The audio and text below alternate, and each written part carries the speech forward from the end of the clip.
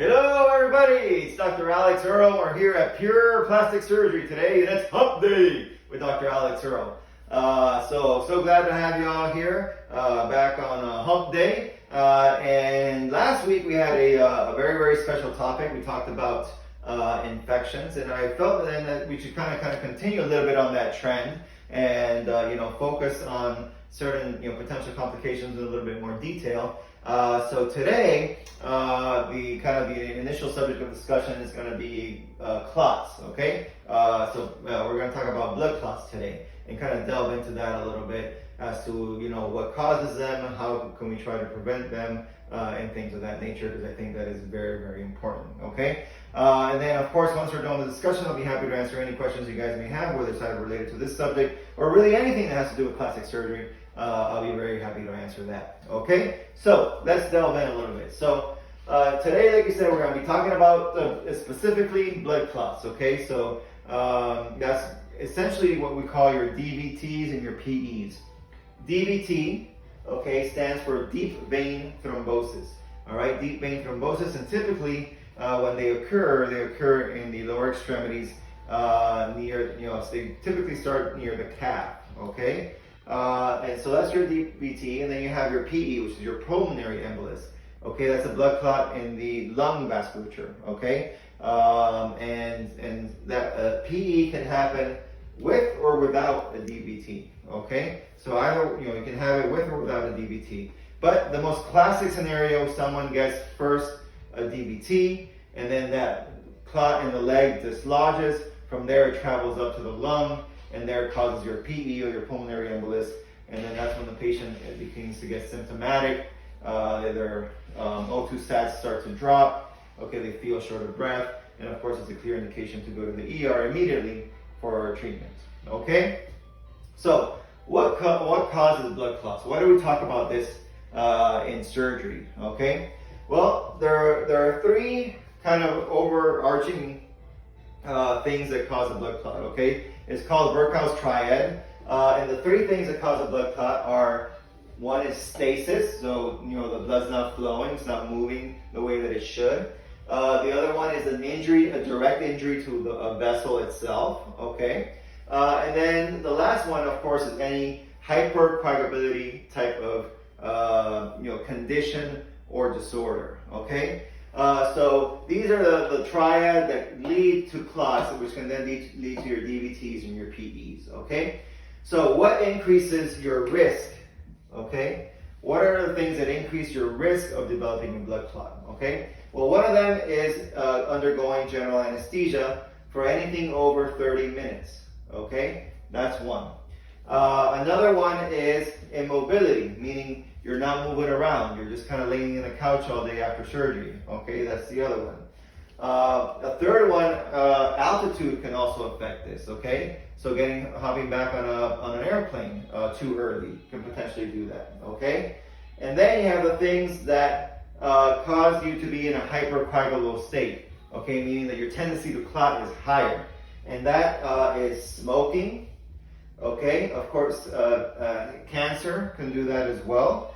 And then, of course, you have your genetic factors. There's people that have certain genes that cause them to be hypercoagulable, such as one of the most common ones is called factor V Leiden. Okay, that's one of the ones there as well. Okay, so why do we worry about this so much when you undergo surgery? Because there's certain things that you have to undergo that are on this list, right? You have to undergo general anesthesia. And for the most part, except for perhaps a breast aug, most procedures are going to be over 30 minutes, okay?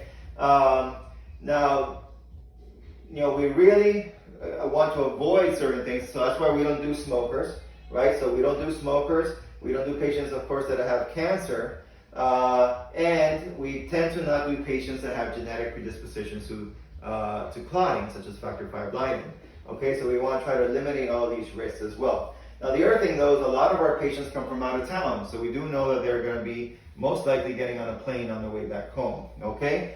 And so this is where it becomes very important for, this is where it becomes basically a patient's responsibility in terms of trying to prevent these blood clots. So walking after surgery is extremely, extremely important, because that way you avoid the immobility, right? You avoid the stasis. You keep the circulation in the legs moving, okay? And when you do that, you greatly decrease the risk of any potential blood clot, okay? So walking is very important. The other thing that we do is using compression socks. The compression socks also helps with the stasis. It doesn't allow the blood to pool in the legs. It allows the blood to keep circulating. So compression socks for 7 days is also very, very important, okay?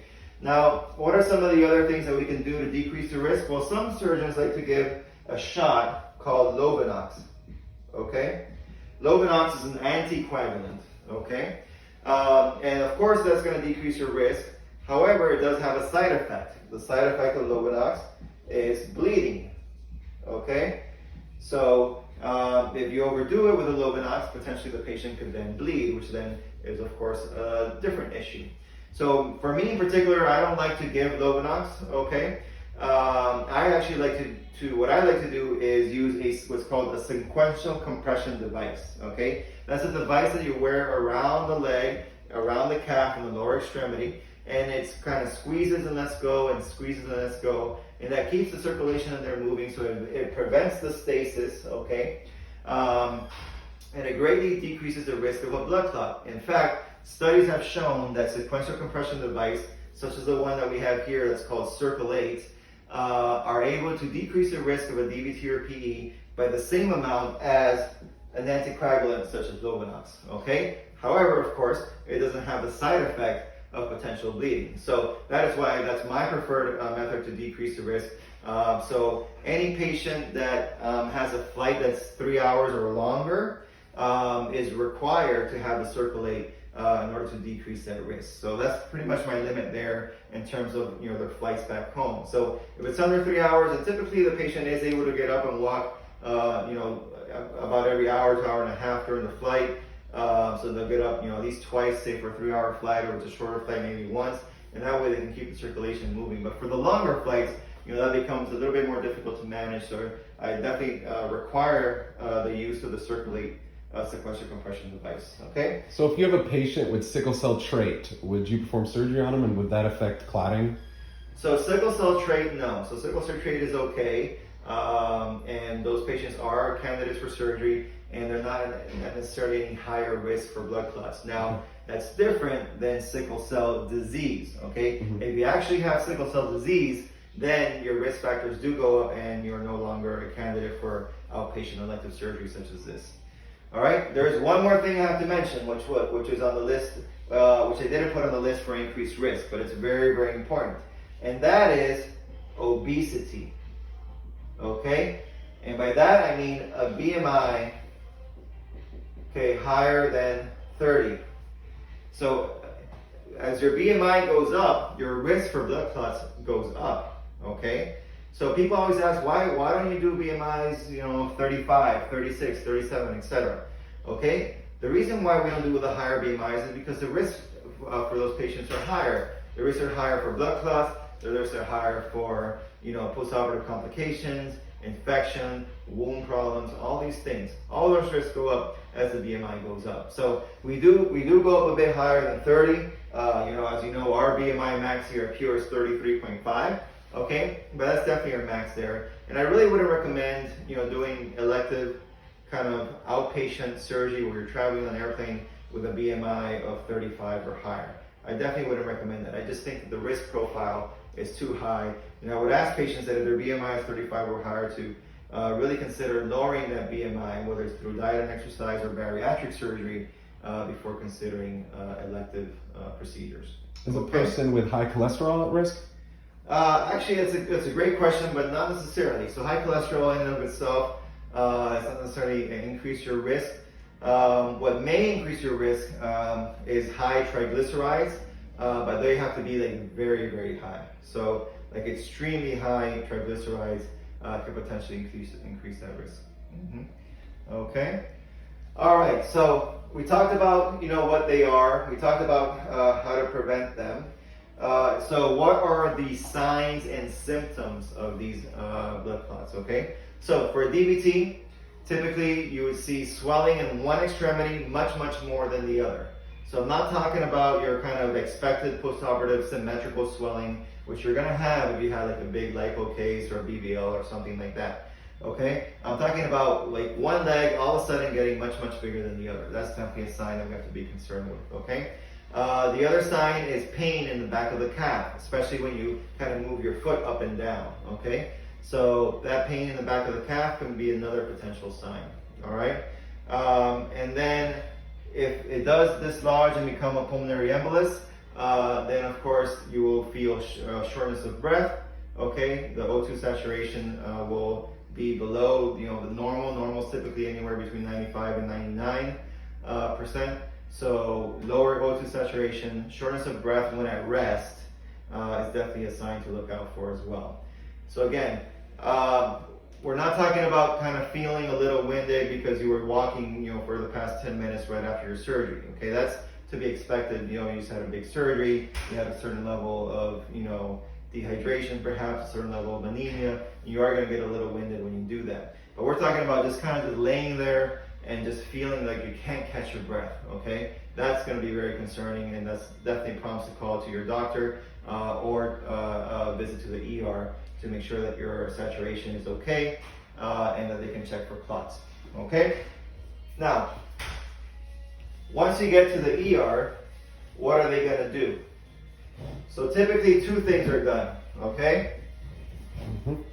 So the first is what's called a lower extremity. So it's a lower extremity, okay, ultrasound. All right, so that lower extremity ultrasound, it's called a venous Doppler ultrasound, and they're going to check for they're going to look into the large veins of the lower extremity, and they're going to see if there's any clots there, okay? If they find a clot, then that's a DVT. All right, so that's one of the first things they do. The second thing that they typically do is they get a CT scan, okay? So you're gonna get a CT of the chest, okay? CT chest of the chest to look for the pulmonary embolus. So they'll do that with IV contrast, and they'll be able to see, physically see if there's a clot in the lungs, okay? So they're typically the two most important kind of initial tests that they do to check for blood clots, okay? If any of these are found, then for the most part you'll get admitted so you can start on anticoagulation, okay? So at that point you will need your anticoagulation, where you can start it with Lovenox, which is a kind of an injectable, and then sometimes you can then switch over to an oral anticoagulant, okay? And they'll make sure that you're stable and that you're doing okay before they send you home. Once you go home, you're most likely going to be on that anticoagulation for a period of anywhere between 3 to 6 months, okay?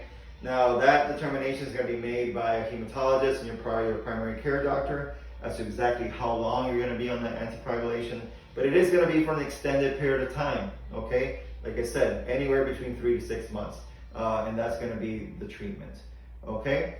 Do you prescribe or recommend blood thinners to people who are high risk? So if you're high risk, I'd probably not recommend having surgery, okay? Yeah. So we try to keep all our patients, like I said, on the low risk category. So actually, as part of the questionnaire that we send your primary care doctor, and when they clear you for surgery, they have to put what risk you are. And of course, there's 3 levels: low, moderate, and high. And we do not take patients that are on the high risk category, and we do not take patients that are on the moderate risk category. Okay, so in order to have surgery in an outpatient surgery center like this, you have to be in the low risk category. So in your risk categories, you listed smoking. So if you have a patient that smokes, I thought that you have to stop 90 days prior to surgery. Yes, well, you got to stop 30 days prior to surgery. Okay. So 30 days prior to surgery, okay, and your nicotine test here has to be negative, okay? And does smoking marijuana, is that the same as? It's not. So the key, what is a problem is the nicotine, okay? The nicotine specifically is the problem, okay? So nicotine is the problem because nicotine causes 2 things that were on that triad that I had put there. One is vessel injury, okay? And the second is vasoconstriction, which means that the vessels become smaller and then there's less flow through them. So the second one is stasis, okay? So nicotine contributes to both vessel injury and stasis, okay? And therefore it does increase your risk of blood clots, okay? So it does increase your coagulability profile, all right? So smoking is just bad in general. I would stop smoking. I would tell everyone who's listening right now, just stop smoking right now for whatever reason, okay? Not just because you're having surgery, okay? It increases all these risks, increases risk of cardiovascular disease, increases risk of cancer. All these things increase your risk of blood clots as well. Now the marijuana question, is that okay, or does that have to be cut as well 30 days prior to surgery? So that was the point. That's why we delved into the nicotine. So marijuana, if you're smoking marijuana, THC basically in and of itself is not an issue. Okay, it doesn't cause all these things. So marijuana is okay, but you have to be careful though, because sometimes marijuana is laced with something that contains nicotine, or the papers or the wraps or some of those things contain nicotine.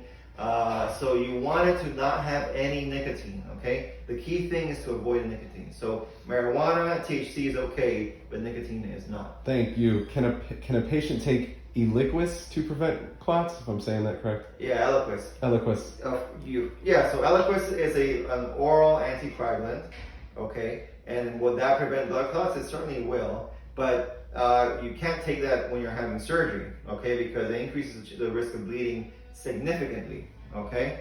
So I would not recommend that for surgery, no. Because then you're gonna have the opposite problem. You're gonna start bleeding, and the bleeding's not gonna be able to be stopped because you're on the Eliquis, and that's gonna be an issue. You're gonna end up with multiple transfusions sort of problems in that nature. So, like I said just a few minutes ago, me personally in my practice, I don't recommend anticoagulants. I'd rather use the sequential compression device such as the Circulate.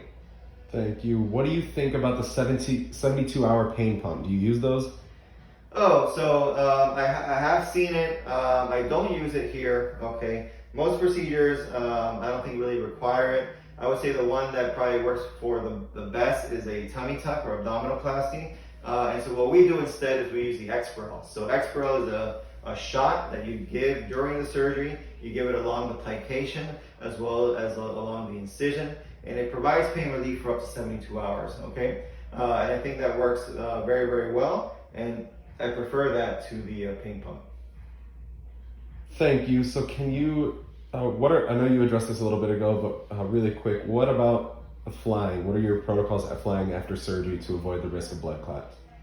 Right. So great question. So I did mention, that altitude was a possible contributor. So what does flying do? So flying puts you at a high altitude, and it also contributes to stasis because you're just sitting in that cramped little airplane seat, potentially for hours at a time. Okay. So actually, there's people that get DVTs on airplanes who have never had surgery, don't have smoking, they just happen to be on a plane and get a DVT. So it does increase the risk. So what are the rules? The rules are that you cannot leave Miami and get on a plane before post-op day 5, okay? So you have surgery day, the day after surgery is post-op day 1, okay? And you should not be on a plane before post-op day 5, okay? This is a letter that's been sent to us by the American Society of Plastic Surgery, and it's their recommendation that no one should be traveling before them because their risk of clots is too high at that point in time.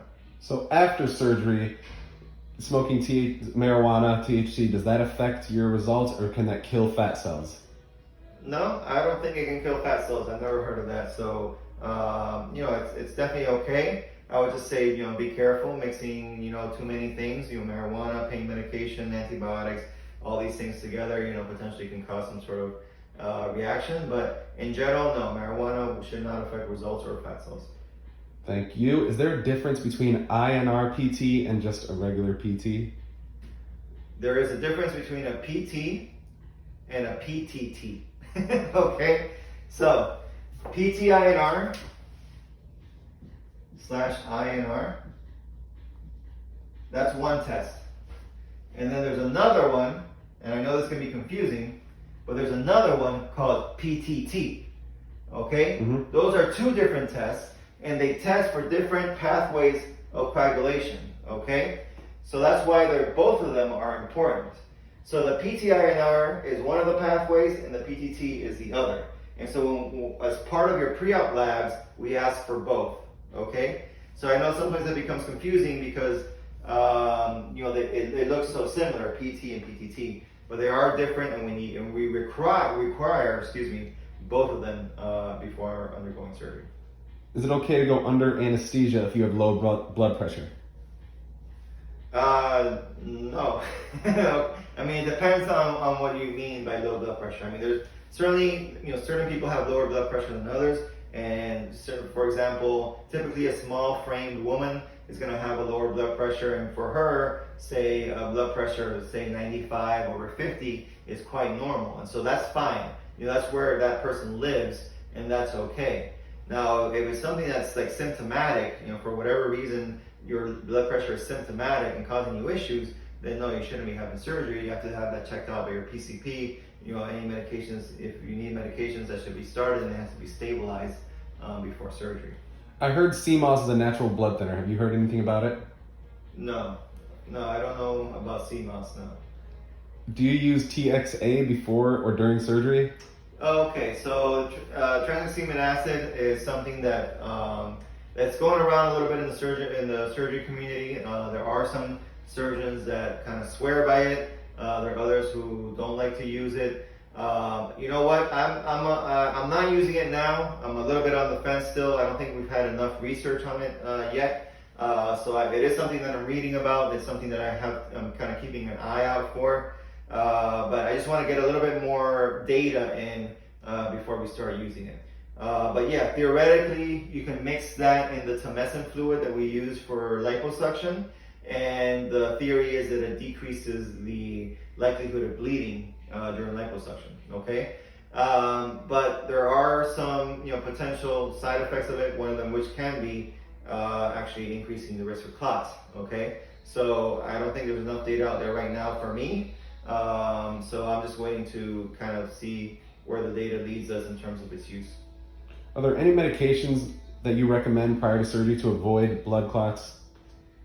So, well, I mean, there's multiple medications that you have to avoid before surgery. We typically kind of give you a list of those so that you know what they are. Actually, for the most part, there is a lot of the medications which actually can cause the opposite, which is bleeding. So, of course, you can be on aspirin and non-steroidal anti-inflammatories, and a lot of the kind of the natural, like ginkgo biloba, can increase your risk of bleeding as well.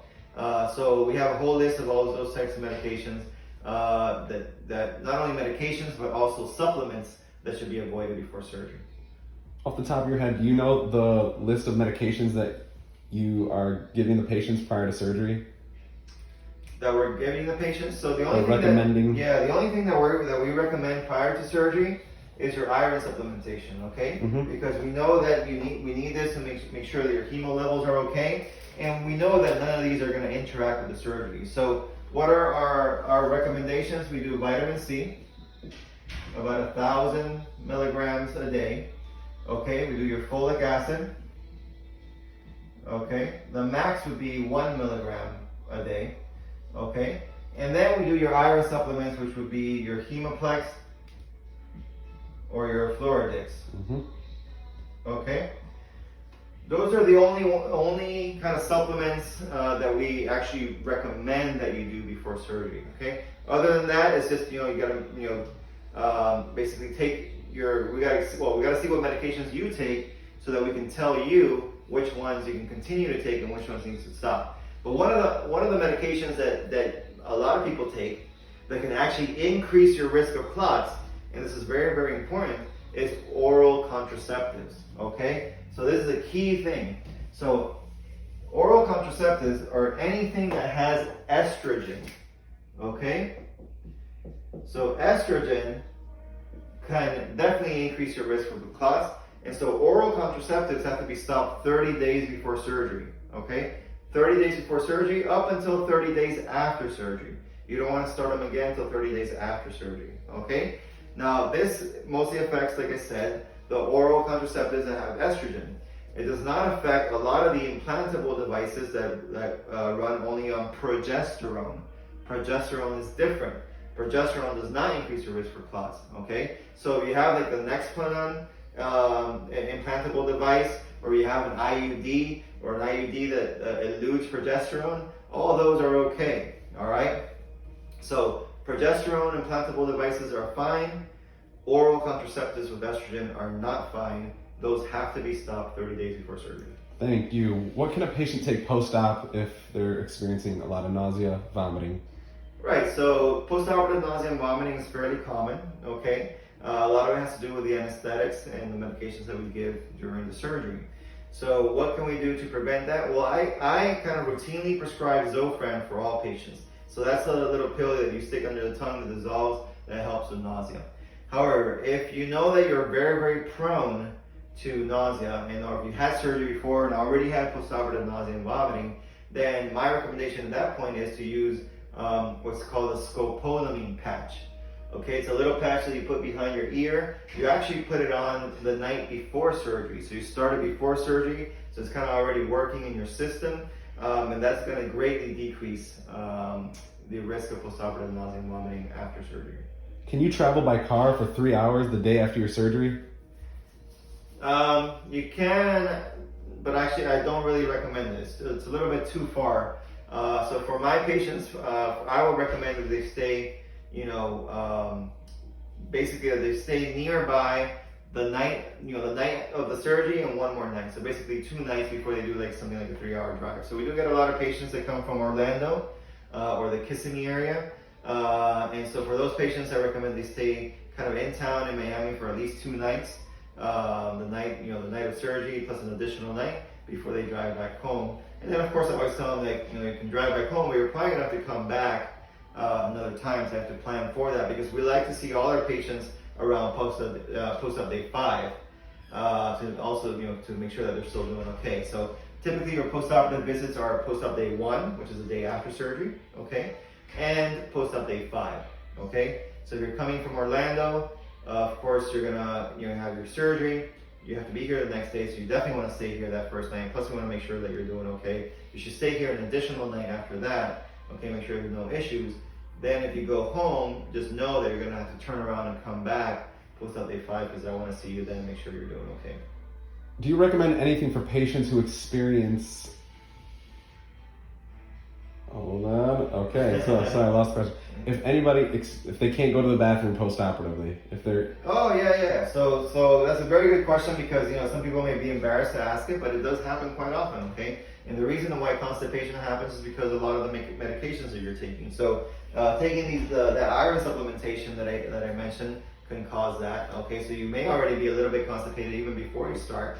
Dehydration definitely adds to it, and so whenever you go a big surgery, you're probably gonna end up you're dehydrated as well. And then narcotic pain medication also increases the chance of constipation. Okay, so all those things can increase that, and so I do recommend that if you're having any of those issues, that you should take you can start by taking over-the-counter stool softener such as Colace or Docolax, and if that's not enough, then you can kind of step it up a notch and do like the Marilax, and then if that's not enough, then you can certainly go ahead and do like an enema such as the Fleets enema. But it can become very, very uncomfortable, so we definitely have to treat that. But the good news is that most of the time we can treat it simply with over-the-counter medications. Can someone with diabetes, A1C of 8, go under?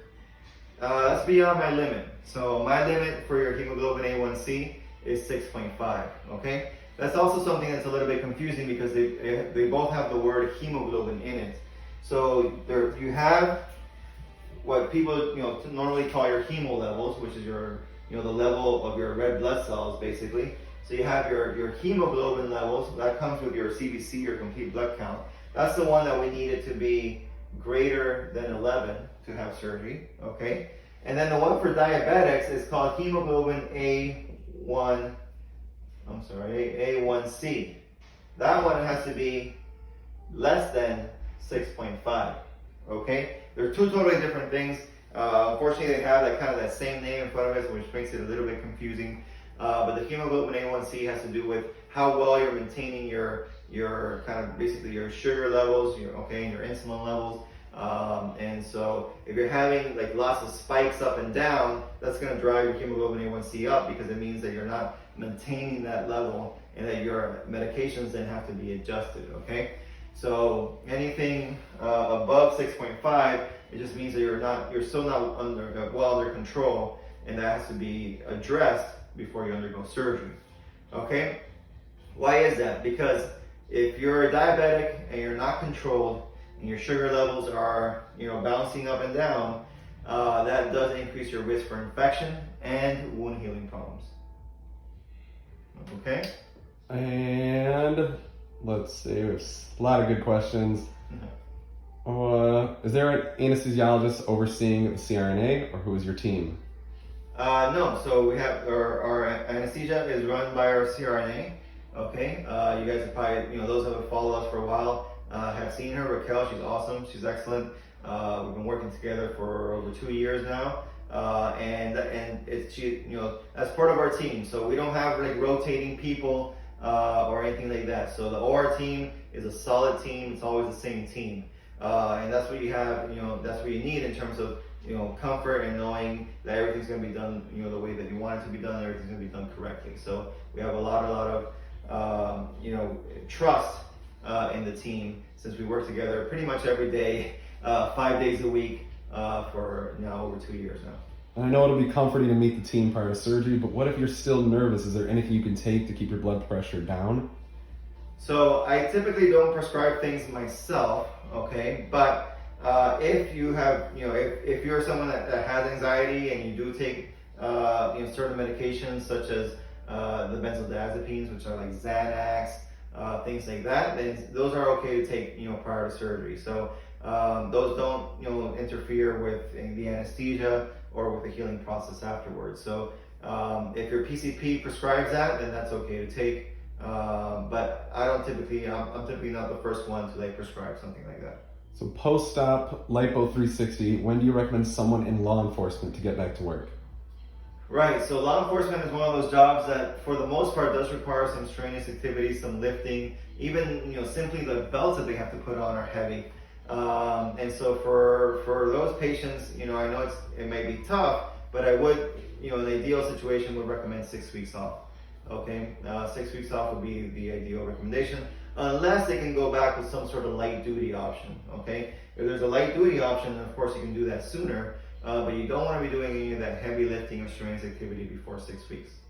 Thank you so much, doctor. We're at 32 minutes, so I know you have to go soon. Right. Thank you so much. All right, awesome. Okay, everybody. Well, I hope this was very helpful here. So we got down into the nitty-gritty regarding clots and what causes them, what we can do to prevent them, how to identify them. Okay. So these talks, like many of the other talks, are going to be recorded. They're going to be placed on our YouTube channel. So I do highly encourage everyone to go to our YouTube channel at Pure Plastic Surgery. Okay. A lot of them are also on our